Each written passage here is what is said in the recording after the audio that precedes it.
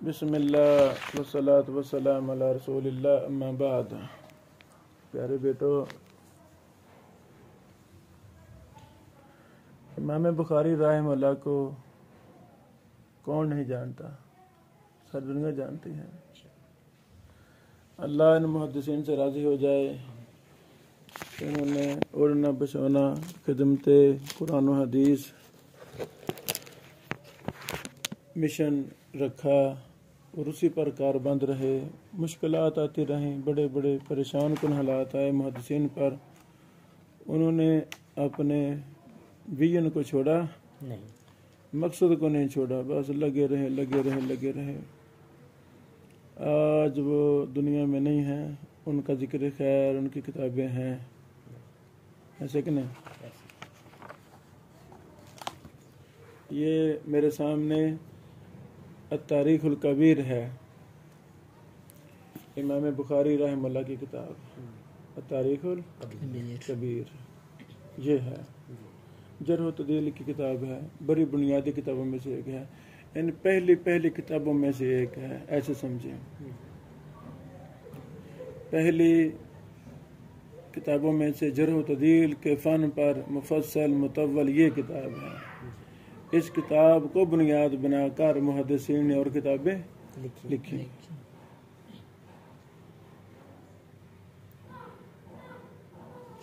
یہ تاریخ الکبیر، امام بخاری صاحب نے رحمہ اللہ نے یہ کتاب تاریخ الکبیر چاند کی چاندنی میں لکھی،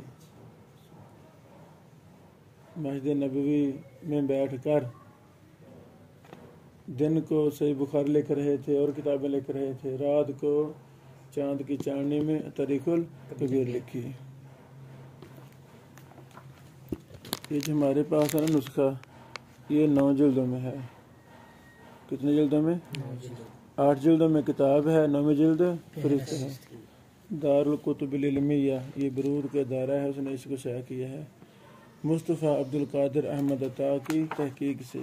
بڑا اچھا کام ہے، ڈبل کلر، نیچے تخریج تحقیق بھی کر دی گئی ہے۔ یہ حاشیہ کے اوپر یہ تاریخ الکبیر ہے، کون سا راوی ثقہ ہے، کون سا راوی ضعیف ہے نا علماء؟ یہ ایک بنیادی مرجع ہے یہ کتاب، الحمدللہ۔ اچھا، محقق صاحب نے نیچے حاشیے میں دیگر کتب جرح و تعدیل سے بھی جرح و تعدیل کے اقوال وغیرہ نیچے جمع کر دیے ہیں، ڈبل فائدہ ہو گیا۔ اوپر امام بخاری رحمہ اللہ نے اپنی آراء جو دیگر محدثین کی جمع کی تھی وہ ہے، اور نیچے دیگر محدثین کی آراء ہے نا، سر تفصیل نیچے، تو ڈبل فائدہ ہو گیا ماشاءاللہ۔ امام بخاری صاحب نے نا جرح و تعدیل پر 3 کتابیں لکھی ہیں، تاریخ الکبیر یہ، دوسری ہے تاریخ الاوسط، تیسری ہے تاریخ الصغیر۔ تاریخ الصغیر کا بعد نے کتاب الضعفاء بھی نام لیا ہے، الضعفاء 3 کتابیں۔ ان تینوں کتابوں میں امام بخاری رحمہ اللہ کے اقوال ہیں جرح و تعدیل کے، اور امام بخاری صاحب کے اقوال ان کے شاگردوں نے بھی اپنی کتابوں میں نقل کیے ہیں۔ کافی زیادہ اقوال وہ امام بخاری صاحب کے شاگردوں نے بیان کیا اپنی کتابوں میں، وہ اقوال ہمیں ان کتابوں میں ملتے، امام بخاری سے کتابوں میں ملتے نہیں، ادھر نہیں ملتے۔ اللہ تعالیٰ توفیق دے، ہمیں توفیق دے کسی نوجوان کو یہ تینوں کتابیں تاریخ الکبیر، تاریخ الاوسط، تاریخ الصغیر، ان تینوں کو جمع کر دیا جائے امتیازی نشان کے ساتھ۔ اور پھر جو امام بخاری رحمہ اللہ کے اقوال ہیں جو ان کتابوں میں نہیں ہیں، جرح و تعدیل کے دیگر کتابوں میں ہیں، وہ بھی اس کے اندر جمع کر دیے جائیں۔ میرے ناقص علم میں آج تک یہ کام ہوا نہیں، یہ کام ہونا چاہیے، یہ کام ہونا چاہیے۔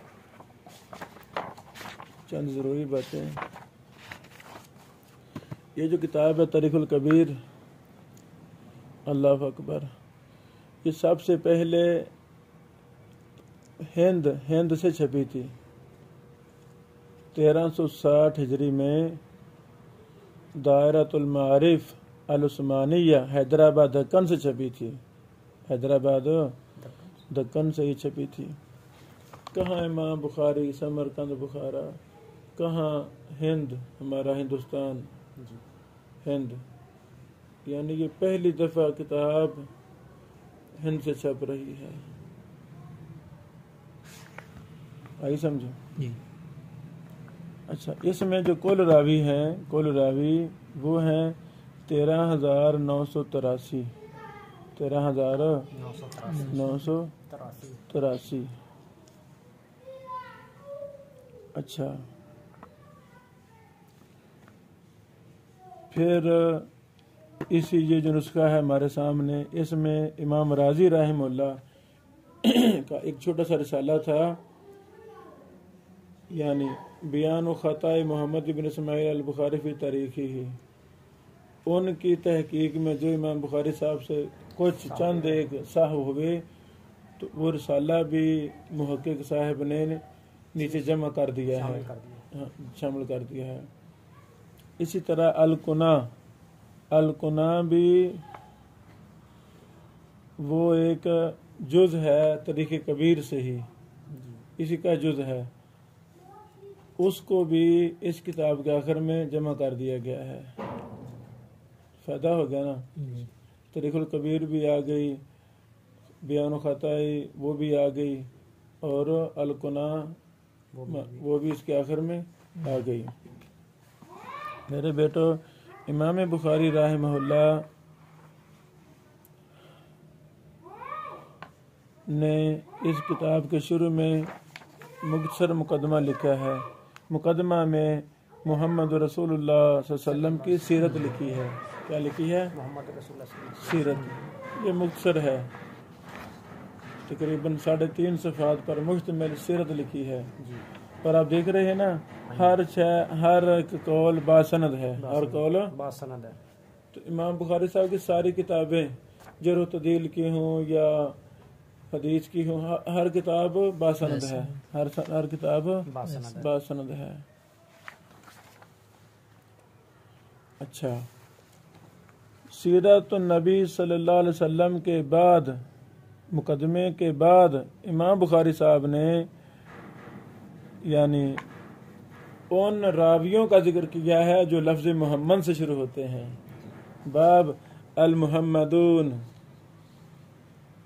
کیوں لفظ محمد کو ایک بہت بڑا شرف ہے، یہ ہمارے پیغمبر کا نام ہے، نہیں سمجھ لگی؟ یعنی لفظ محمد کو یہ شرف حاصل ہے، یہ امام الانبیاء خاتم النبیین، ہمارے سید، ہمارے سردار، ہمارا سب کو شاہ پہ قربان، یہ ان کا نام ہے صلی اللہ علیہ وسلم۔ محمد بن مسلمہ الحارثی الانصاری المدینی۔ اچھا، مدینی اور مدنی میں بعض فرق کرتے ہیں۔ مدینی اسے کہتے ہیں، مدینی جو مدینہ میں ہی پیدا ہوا ہو، وہاں ہی پیدا ہوا، وہاں ہی رہا، یعنی اس کا خاندان مدینہ میں ہی تھا، اصلاً مدینہ میں ہی تھا، اس کو کہہ دیتے ہیں مدینی۔ مدنی کسے کہتے ہیں؟ مدنی کہتے ہیں جو باہر سے مدینہ کے سکون اختیار کرے، مثلا ہم چلے جائیں مہینہ 10 دن سال 10 سال رہیں باہر سے، بعض فرق کرتے ہیں۔ اللہ اکبر۔ یعنی امام بخاری رحمہ اللہ تاریخ الکبیر میں سارے پہلے لفظ محمد لائے ہیں، باب المحمدون، یہ سارے وہی ہے نا جی۔ اللہ اکبر۔ شروع میں لفظ محمد ہے، پھر آگے باب الالف، یعنی لفظ محمد کے بعد جو باب کا نام ہے وہاں پر حروف تہجی کا اعتبار کیا امام بخاری صاحب نے، حروف تہجی کے اعتبار سے سب کو، ہاں، یعنی محمد بن ہشام لگی سمجھو جی۔ لفظ محمد ٹھیک ہے شروع میں، تو باب کے نام کو روح تجی سے لائے ہیں تاکہ تلاش کرنا آسان ہو. یعنی تاریخ الکبیر میں لفظ محمد سے امام بخاری رحمہ اللہ جن راویوں کو لائے ہیں ان کی تعداد 871 ہے. 871 ہے. سبحان اللہ. امام بخاری سے فرماتے ہیں اگر مجھے ہر راوی کے بارے میں واقعات کس سے زبانیں یاد ہیں تو اگر میں ساری نقل کرتا تو یہ کتاب بہت بڑی بن جاتی. تو یہ انہوں نے مختصر لکھا، خلاصہ لکھا ہے. کیا کیا ہے؟ اللہ تعالیٰ نے مجھے توفیق دی پچھلے سالوں میں نے اس کتاب کا بھی ایک خلاصہ تیار کیا ہے. انشاءاللہ اللہ زندگی دے، صحت دے، وہ ہم تقریب التاریخ الکبیر کے نام شائع کریں گے ایک جلد میں. یعنی جو فوائد اس کتاب میں ہیں جرح و تعدیل کے، علل کے، وہ ہم الگ شائع کریں گے. اس کے خلاصہ اللہ زندگی تھی. سمجھ لگی جی؟ یعنی یہ سارے لفظ محمد والے راوی ہی ہیں. اس کے بعد پھر باب الالف شروع ہو جاتا ہے. باب الالف کے بعد باب ابراہیم سے کام شروع ہو جاتا ہے.